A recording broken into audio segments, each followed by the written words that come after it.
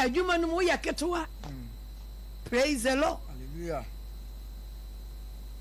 Nanso wumu ena safo hene ebe friaba. Amen. Praise the Lord. Hallelujah. Okase Juda mu na yehu awurade. Edi ato nyum se Juda busuakuo mu jata. Praise the Lord. Isaac awo Jacob. Na Jacob ofre ne mane nyina no wo hyira won no edu Juda so no eno ka je ne se wo Juda unuanom nyina be yi waye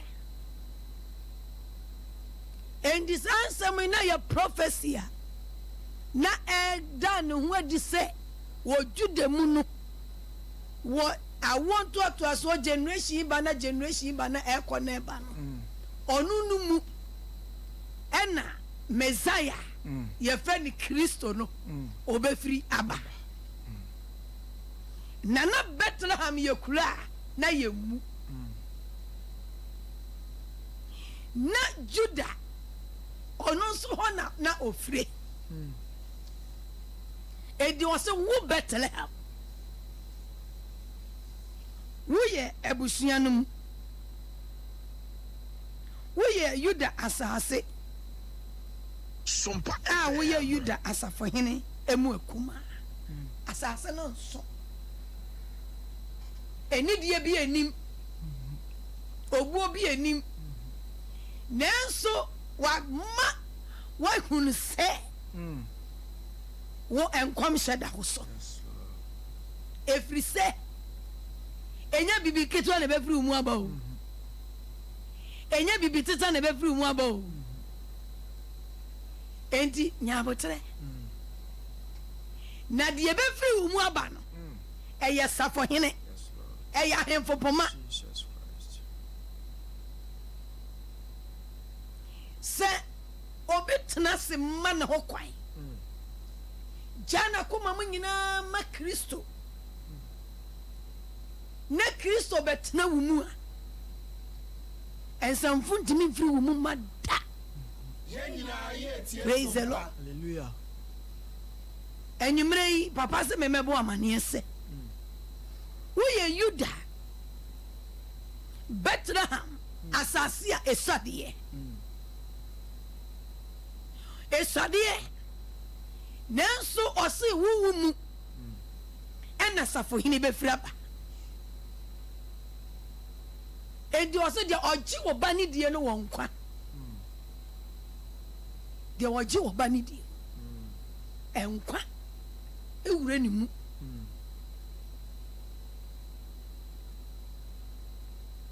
edi wo boba busuaku dumienu no na edru Juda so Juda de osi de be firi wo mu aba no eye safo hene de be firi wo mu aba no eye asem papa de be firi wo mu aba no oye owiase nyina age nkwa Sompa eti ebrehim a ye ka Yesu Kristo na wo emu afahye yi na wo waje Yesu Kristo adie yi na wo ti wo mu yi ewiase nyina hwehwe se wo obehu Kristo ewo wo mu.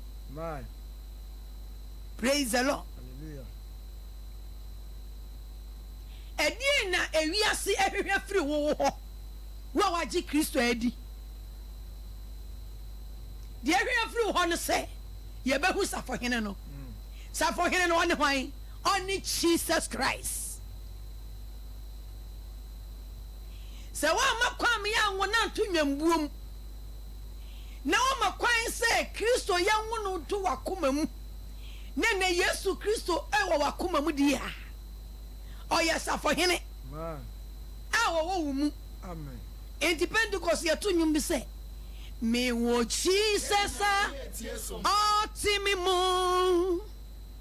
me wo Jesus otimi mu mira no mesom no denyina every sewa ye ma di nyina Maria man ho kwan na safo hene no ogye no na wonyin sense safo hene no ewiase nyina hunu se de afri Maria mu baaya no eye agenkwa ono no behwe ne man de afri Maria mu baaya na ye papa afi kwawie ye me kamfu Yesu Kristo a oye Juda busu ekwo jata na obai sasafo hene Sompa FM na ebra ya won na woninti ehimfo wo wiase nyina omo yam hwehwe wo omo suroi evise wo se ya wo hini bi to be ka hini nyina etugu na Jesus Christ oya hini mo hene oya hini mo hene hallelujah ono ne safo hene wo Juda Bethlehem asase wo ya safo ne mo nyina kumade nanso umu ena safo hini be firaba me dofo a wutie me ena nwumre yi esansa wa chi Yesu Kristo a oya safo hini nadi na wo ma ho kwan na ya wo na to akuma nti o umu nti eye de afi umu ba no eye nkwa. Man. Praise the Lord. Hallelujah. Eye nshira ede ne free umu ba enshira ne free umu ba enkwa ne free umu ba safo hini ne free umu ba Maria de na ewo ni mu no na onyem agenkwa no na ewo ni mu safo hini ni wo ni mu eti emma onya edin emma onya nimonyam safo hini no ewo ni mu nti na Mary bang na ni dini bang bia edubre mi na bang mi dini bang ya buku masi hey na mi dini bang bia mi una bang de mo da mi go mi bibia ni ho ade ase de ebenya nyina ya hand to mouth ade na nurse na ade bia koto ho ade ase ena mi comfort eze mi bi accounts ma ena mi se ko fi bi enu wudi mu na se ma de pa toto e chira ngo mi hu ama ngo yi bi se ade no e babo no do so e so wo hu se ade no ho no ko fu de bi enu wudi mu na family to so praise the Lord na Mary di any bank bia ba o man ho kwan na safo hene no obetena ni mu no onyinse no oje ne tu mu no na safo hene pie free ni mu ba ya no afede ni din e ko bank aheta o se ye bie futo man ye bie bank ma enyumrai se uma ho kwan na wa ma ya hu Yesu Kristo antu nyambu na wa ni ekpe akoma mu o yes afo hene Yes. oba umu a de be free umu aba Lord. de be free umu aba no eye ni gisam. Amen. Praise the Lord. Hallelujah. Wo Bethlehem wo ye kuma de wo akosu ya menu wo ni de wo ye kuma de wo sikasam ye kuma wo bibia wo fam de nanso safo hene ne ba wo mu a safo hene ne pia wo mu a me se wo mu sister wo mu na safo hene be fraba. Amen. Wo mu na ni ba hwehwe nkwaji a ohu we se ohu se wa sia Yesu. Yes, Lord. Praise the Lord. Hallelujah. When sia ni nyame. Man. Erade ma wonya nyame. Amen. Emma baby a wo beduro. Man. Ebi se Mose oye ni nyame ma nipa. Praise the Lord. Eti me kasa atemase. Hallelujah. Amen. Wo mu ena nipa be fraba. Praise the Lord. Hallelujah. Edi so obi tie me na ni mu no enipa ohun nipa bia wo ni mu a. Onyankopon bo nipa no ode nipa wurewure nipam. Wodi nhire wure nipam. Wodi animonyam wure nipam. Wodi sika wure nipam. Ade ase. Eti wo mu no wo ye skani. Sika wo mu Amen. Enionyam wɔ mu. Empeja wɔ mu. Yedie wɔ mu. Enkoso wɔ mu. Naka amen. Amen. Eti enyu ntumu sɛ. Me de me beja obi na me be wiase ebe ye dan. Hwe ya meja obi a. Send free enyumre ko be hu sɛ. Bethlehem asase. Wo ya asase esade. Wo nya asase ya asase kase de. Nanso wo mu na osafo hini befra ba. Ka ba hwe wa bra bosu yi. Wo mu na nkwa. Ewurade ede nkwa etumi wura wo mu. Na wa ye nkwa ma wo fiefo. Wa ye nkwa ma wadwuma mu. Wa ye nkwa ma wo kurom. Ewurade enwumre o ma wo nya nkwa. Efiri se nkwa hohom no wo mu na ebefra ba. Only Jesus Christ. Amen. Hallelujah. Amen. Wo Bethlehem. Wo Akosia man. Wo Patrick. Wo Comfort. Hallelujah. Amen. Wo yaketwa bi. Abusia no wo na wodi akire kura. Wo nuanom nyina kwabro kire de. Ba wo Ghana de. Ba wo mu. Ena brosan be fraba. Wo mu na ka papa be fraba. Wo mu na kasiye be fraba. Wo mu na ahina sa be fraba. Praise the Lord. Hallelujah. Wo mu na billions of cities e be fraba. Amen. Because of say osafo hene no wo mu na otie. Na safo hene ni wo mu nku ade. And the power safo hene num. It is a Christ or yes safo hene no a ye kai no no. Se wo ma ho kwan no betra wo mu se kukura. Ene de wo mu be fraba no. Eye safo hene. Eye nshira. Eye nkwa. Eye breakthrough. Eye nionyam. Naka amen. Ede ne wo mu. Ede ne free wo mu ba. Yen sha ya brabo yi. Hwe wa brabo su yi. Hwe wa brabo su yi. Eni di eda wo su. Yesu di eda wo su. Wo ye Yuda asase. Asase a eye kuma de. Na umu ena safo hene no. Ebe free aba. Praise the Lord. Hallelujah. Na obeba behwe ne man Israel. Praise the Lord. Hallelujah. Eti wo na Ewurade befa wo so akekere busua no. Amen. Wo na Ewurade befa wo so aye oban ni yi. Wo na Ewurade befa wo so aye brono no so obekekere brono no so. Se obi su a. Amen. Se okom di obi a. E wo se wo na Ewurade fa wo so ma obi emme. Amen. Praise the Lord. Hallelujah. Said the senior man this year. Ewurade afa ne so mankofo me brutal. Then say ya me pa. No mugu so men sa. Mugu so men. Senior baby o bi Ewurade nhyira no. Amen. Ni nhyira emuso sa. Emuso. Efi se ye hu se senior mu. Ena aduane. Ena yedie. Ena kesiye. Ena sika. Ebe fraba. Or this sponsor crofo ma. E was asiso. Praise the Lord. Everybody wanya usa. Amen. Wanya usa Dr. Blessed. Wanya usa. Praise the Lord. Hallelujah. Wo yesa for hine. Wo muna sa for hine be fraba. Eti shawa brabo yi. Enen na ho kire wo. Ahokire mangu hu animu ase. Obo na ahokire ba na o wie ade. Ahokire ba won timi kura. No bekwati kwan. Hwe Maria wanfa ni izo. Wanfa ni ize. Ebra safo hine eba ni mu no. Enim guase a wo gibie. Because abebuna wo be me bie hu. Na wakwanyem. Wenya nim guase. Maria fa nim guase. Mpo be makura na odi na no to no so ba wa no. Be ma ne boniti mpo so be gya ano. Na ba bubui. Na oye ni patene ni nti no mpeso be gu Maria ni mase.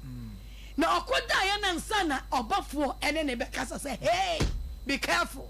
Na bayo ano asafo hini bi every ni mu ba prophecy bi every ni mu ba wa wutie me anwumre wo prophecy bi wo mu eda wo so ade ne wo mu na wo hu ntia eti Awurade won bie wani. Amen. Praise the Lord. Na hunu say wasi a wotie no won ti ase keke. Every say wama ho kwan ama Kristo no ha oye wiase agenkwa no Messiah no awa yesafo hene no wama ho kwan ma ya wono ato wakoma mu eti Kristo yesafo hene wo mu nti de ebefri wo mu ababia no eye nkwa eye nshira eye nkunimdie eye breakthrough enti efri sabi ko no wo ye Bethlehem ni bi tie me Judah ni bi tie me de ebefri wo mu aba no eye safo hene eye nshira esese wudu baby a areho ha enipa na ni bo wani mu ha obi hu a wo hu se wo hu Kristo bi wo wu mu Kristo wo wu mu safo hene bi wo wu mu wo wu mu nti ono ya asumdie hene oye futufo oye deja eti ese wo no wutumi ye deja ma obi ese wo ye japa ese wo ye nam obi ose wo no obi hu a ohu afutu sem bi wo mu enya buro sem adiasi okasa na okasa na aye te sa tem didie anase ababuo dabi hallelujah amen Micah chapter 5 verse 2 Micah 5:2 was na wo Bethlehem a wo Ephrata wo wusa se obefra Yuda empempem emu wo mu ara na obi beba ama me na wabeye Israel sudifo eno na nase every tentenene every da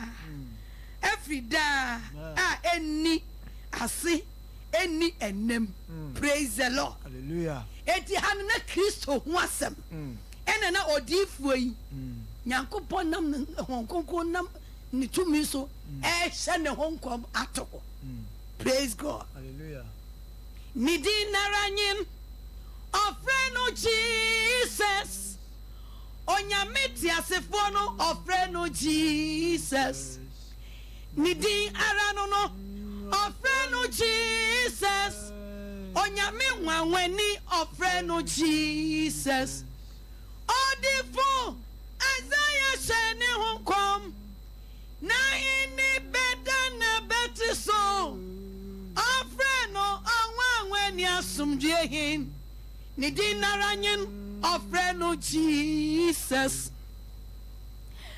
nidi no osi na wo Bethlehem wo de wo Ephrata de wo a wo sakura wo sa nanso wo from pimpim praise the Lord hallelujah everade do wo from pimpim wo anwure wo sa de asafo no wo kire de ya bobo din no a ya bobo firi ba kwa wo to de ene de fitu obanso so na wa jampo de nanso wo from pimpim mu praise the Lord hallelujah and you may have one friend pimpim, one friend your young, one friend kasiyem. Hallelujah. Who Bethlehem, who Ephrata, Nausa, Neso Wofra, Yuda and pimpim. Now who ara, and now Baba, praise the Lord. Hallelujah. Was in Nawumu, Arana Obi Baba, Amame. Yes, Waba. Wabama ye. Jesus Christ waba amaye wabama ya nkwagie wabama ya kaseye wabama ya nigie wabama ya ni onyam enti se nwumrei sa wo be frɛ Yesu Kristo na waba wabra bom dia bra fi kwa wieye ni eda so kai Kristo na woi a ede nkwagie abra ni panyina ede nigie be wiase nyina na wa ehu na enwanwa yes Lord na ye ni gisem na du hono mu a adofo nom keka won sase enye bro nyabre na ye ne obi ya aka o praise God hallelujah so no obi ya aka kwani ni mom na wo mu na safo hini be fraba wo mu na esesa asumdue friba si ahwe asumdue a esa wutumi ya asumdue bofo ese wutumi ya sumdie nipa se ne wotie bia efri se wo de anka wuswa wodi enka wonka ho abusuan ye nana nka ye nka ho se nye Yesu Kristo pa na obama ye ne a wo se wo Bethlehem wo Ifrati but usa wo frem pimpim mu na obi beba mayen objifo bi beba mayen na busuanfo enwumre me fa kasa fidie so bodawro se objifo no wa belande na ni din ni Jesus so obema ho kwan a enwumre obejew enwumre obejew na eniema pa ne be firi mu aba oyesafo hene eti so ma ho kwan na wonya ogye wo Kristo mu a na Yesu Kristo betena wo mu a Messiah ne betena wo mu a Messiah ne betena wo mu a safo hene no asafo hene no afedie de firi wo mu baba bia no enkwa be firi wo mu aba asundwe be firi wo mu aba kase ye be firi wo mu aba empeja be firi wo mu aba hallelujah edi na wo mu a wo hwa e ka wo hye ebre de yasam kwa wieye yi se niema bi wo mu a entumi ma onyankopani onyam na adia ene Yesu Kristo di mu ewrade je nwura wo mu oje ni nwura wo mu na nhye ma boni bi akata ene ma pa ewo wo mu ewo se dead. Praise the Lord. Hallelujah. Sika wo ye mu he ene ma ye wo wiase nyina no onyankopodi esie ni pem because ene ma ni nyina wo Kristo mu Yesu Kristo mu na niema nyina wo ewiase niema nyina osurase onyankopon de niema nyina hinta Yesu mu eti so onya beji Yesu Kristo di se kukuro na safo hene ne betena wo mu se wom eni e de befiri wo mu ababia eya ni jesem eya nkwajesem eya nijie eya nshira eya kaseye eya odom. Hallelujah. Amen. Enyumre se bibi wo mu a se yare bi wo mu a se esu bi wo mu a se wo se ye bi wo mu a edokoro wa entumi manyankopon ni mo nyam na di a me yimpa ye ma se ewrade ja enwura wo mu se ya na na hye ne maboni bi a ewo wo mu. Praise the Lord. Janisi obonifo mu na boni friba eti boni a yedi ekura yedi na sasisu e woni pem ana mebwa boni woni pem boni e woni pem na nyumre yi me ne madade asam so tufu se ma ho kwan na safo hene no o metena wo mu na obetena wo mu dia ene wo betena hamasase wo ye ketwa wo nya ni die ya mu ya fa wo nya hye wo sika sam ofam wo ni animonyam bia o ho nya fe eti he wani abo chew nanso ebata wodi ho nanso sa ma ho kwan ya na safo hene ne betena wo mu a brother sister owo me je be firi mu ababia no ebe ya ni gisem eye nkwasem enwumrai wo betena mu sade nanso so wo mu na safo hene be fraba wo mu na Akwantuo be fraba wo mu na warepa be fraba wo mu na brosan be fraba wo mu na kase ye be fraba enanyumra me yimpa ye ma wo se ene pampia firi wo mu mra kase Awurade me da wase se na no enanyumre wo mate sa asem papa yi se me ye ketwa de nanso esan Kristo Yesu wo mu gidie nti wo ye safo hene wo mi efiri ne dey ko se ne ma pa wo mi mu ene ma pa wo mi mu ena me so dia na me hyedam ne mesu Awurade me da wase Awurade me da wase Awurade me da wase de Awurade asasa me nko Awurade ye da wase na ye nim se bibi papa bi antumi firi ye mu ma se kase ye wo ye mu se safo hene no ye mu no obefira ba se Jesus Christ no ye mu na wo eni Awurade ye da wase Awurade ye da wase Awurade ye da wase Awurade ye da wase Awurade ye da wase naka amen kase Awurade ebra mate wasem ade biara ewo mi mu a kane na minim ye bone ye wosaye eye nim guase ade bi ewo mi mu entumi ma safo hiri ntumi metena mi mu entumi ma ene pa bi ntumi mpie firi mi mu no enne day Yesu Kristo udini nti entum firi mi mu nko Awurade deliver me but sampaye no o se ade bia nya yesu agya ne dua bia no obetu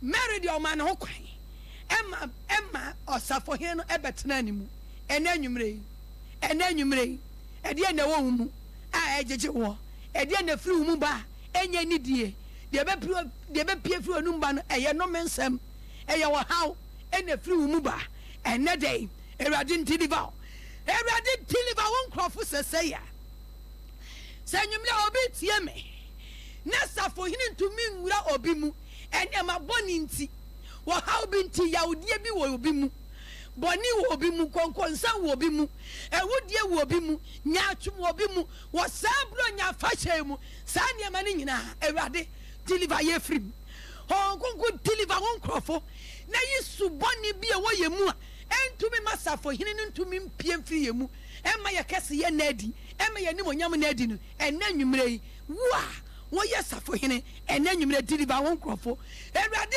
deliver konko ja enwura wo mu na nhye ma boni bia ewo wo mu emfiri wo mu ewo Jesus Christ di mu amen bra ya di ye mama kwa ma wo obamu John chapter 7 verse 42 was say atwerefo no anka se David asimu ena Bethlehem krono Bethlehem entena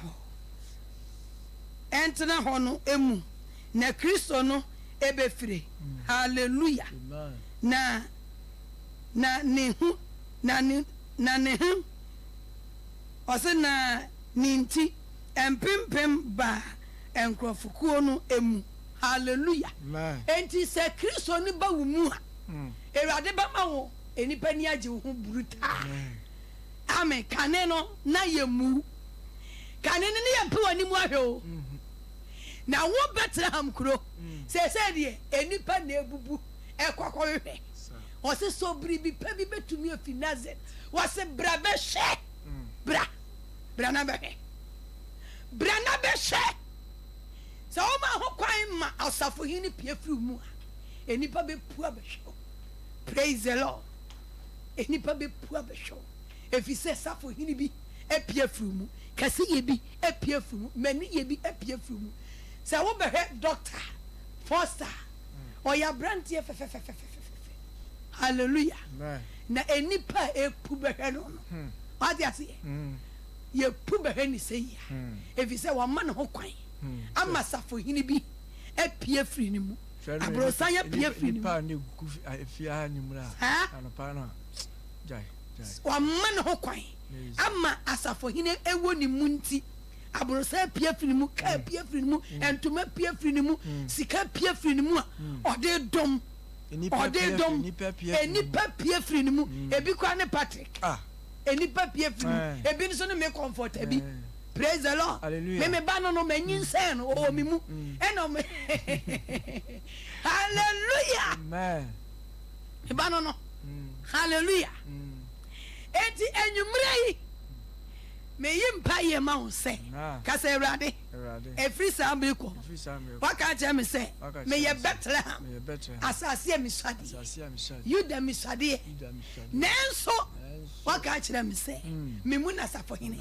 ebe fraba o se yuda unuanu nyina be yi waye ese doctor sama fo yi na ye papa meboa papa juda mu ne hu Awurade eti efri sabi ko so obi hu Awurade a o so obi ba wa brabo mo obehu Yesu wo ho so obi ne wo hia adwuma mu a eso hu safo hene ne wo ho eso hu Jesus Christ wo mu wanum asem nyina ye nkwa wanum asem nyina ye nhira wanum asem nyina ye ansam a ebe kan nipa koma ato won yam ente se wanum asem be pamu nipa obi ti aso dem na bra bo pamu nipa na bra bo ye den pamu nipa safo hene no ye hwe no wonu mu a ye hu safo hene wonu mu enyimre safo hene ompie wo mu enyimre safo hene ompie wo mu o ye Bethlehem asase wo ye Bethlehem asase di safo hene ompie wo mu ka se Awurade me ye Bethlehem asase na me ye Judani enti Awurade efri sabiko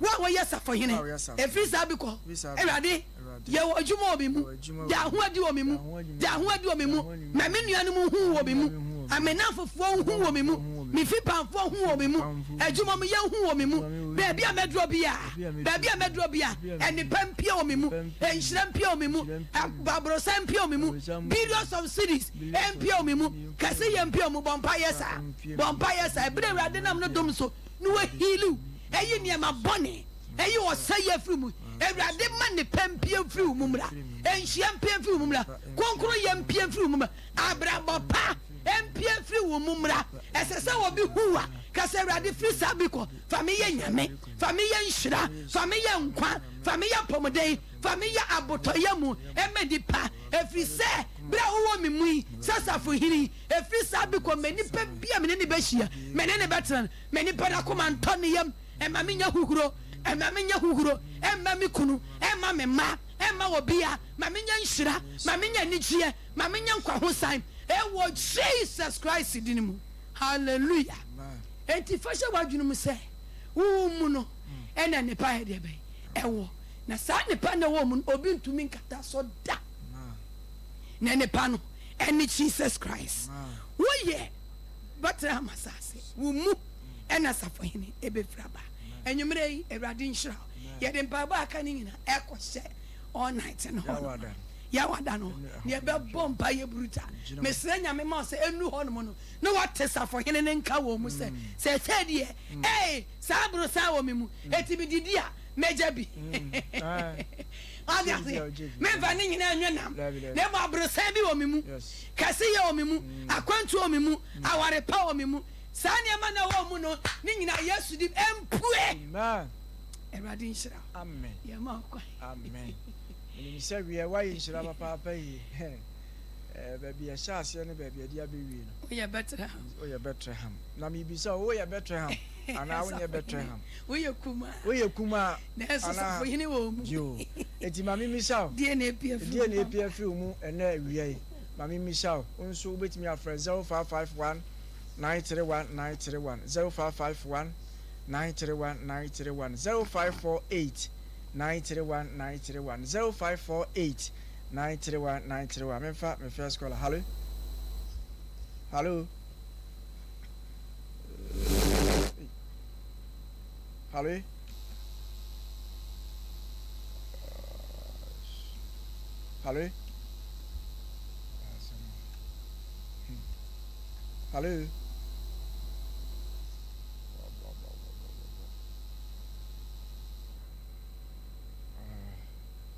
okay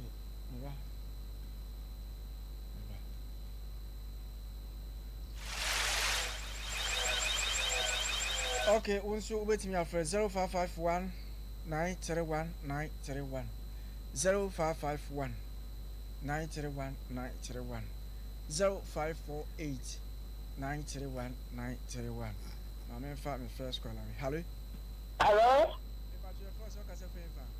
we are for heaven in the devotion.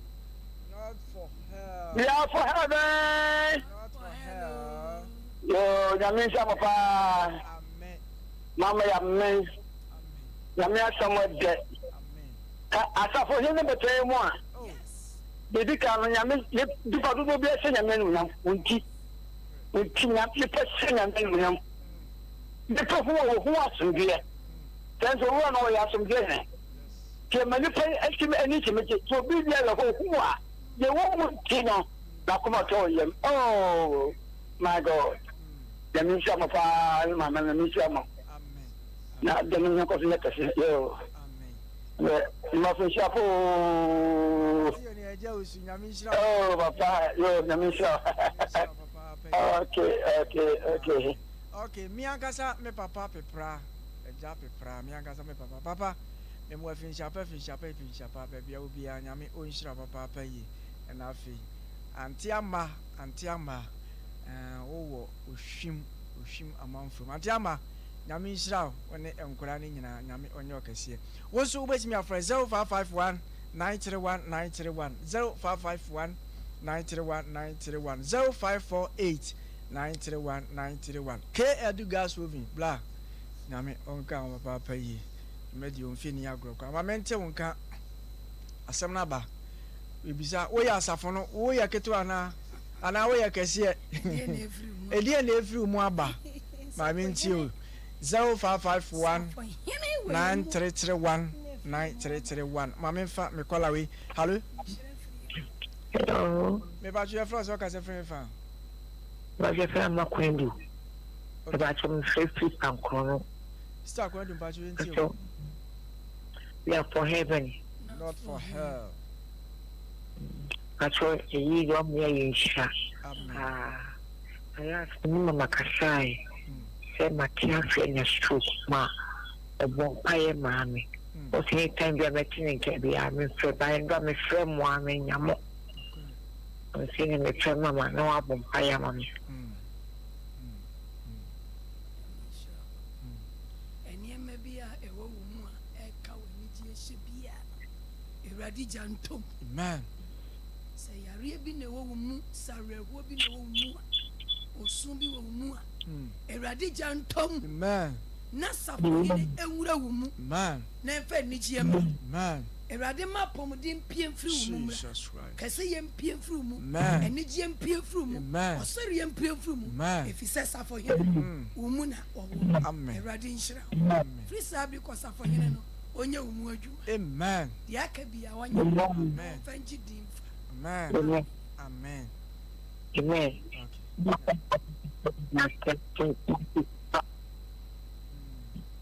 Actually, that. Yanso yada se papa pay won so wetimi afre 0551 931 931 0551 931 931 0548 931 931 enche yede ofrefo ni besi na fe yaso. Hello. Good evening. Evening me bacho your first work as a friend fan. The problem Patrick na kasa so abin You name me too. in fact when remember my age that of my name show. Sometimes we are bonus alone. Give them more. In fact, I am blessed. I am blessed. So that is about the coffee address. Not the other domain and send me the other. I feel mommy at your flesh a new comedian. If we should create to know that my money for change, I declare to the nipple.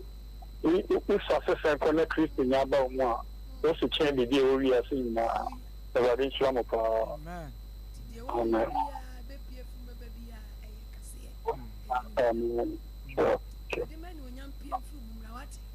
Amen. Amen. Okay. Them for free. Hello. Hello. Me bacho your first work as a friend fan. Kacho, I'm Kacho 3 Jamsu. Steph ya into. Kacho, I should have found you. I may come on, Mamma, yes, that's of my administration. I'm going to put down money for me. As a down one family with Julian Punyanko, right? And William, you turn through every note here. And I will. The young ambassador, Minyame. I'm a sitting in Minyam. Why? I know I would have wiped my Yashi. Oh, one day. We are many being quite why I come and okay, and chair of faithful in Bessie, nothing. You are sorry, I'm a Jumedi to us, Rabba. My men for faithful chat to 0551 931 931. I have brand new cord, dear bet, and you're not intimate French, you must have ninety. Yet the Shimusa 0551 931 931 055 931 931 0548 931 931. Mama Ubia Maya, young son. Now, Mekayo said, Jumedi, wait me up a soya sniper, Miss Row, and no here per ye, Karia, ye pesi a quit TV so can. Near no mere share face to face, Uboshi and near Bushia. Now, for what dear Kakana bra, Fasicaka can faber soya asne, near Funko TV so can. Now we cry radio so can ye intimate and the Bomadena bra, Babua, Nejumedian, Uncle, Mamma for Lombanamount. Send the busy so. And ya ketuo sande kese Mr. Sunday Cassia. Oh, yes, I for him. Oh, sir, we are suffering in the Sunday Cassia. Now be Bianya Cassia Cassia. Umuna, Pounds in the Frima Bentino. Biam, then Yago some meal, dear, Sunny, some patch at Diano. Yeah, you're Yago be a bee, a month for putting water tono. Yes, I now be a promo. Number 0242 0242 154 154 220 220 0242 0242 154 154 220 220 bomadana fa usika buo nyame adwuma na se odi usika buo nyame adwuma bia nkyerɛ sɛ wo noma ɛbɛyɛ kwada ma memfa ofrɛfo a wotwa to na fe yɛn so hello What's your friend? That's long. That's a first gas. about you.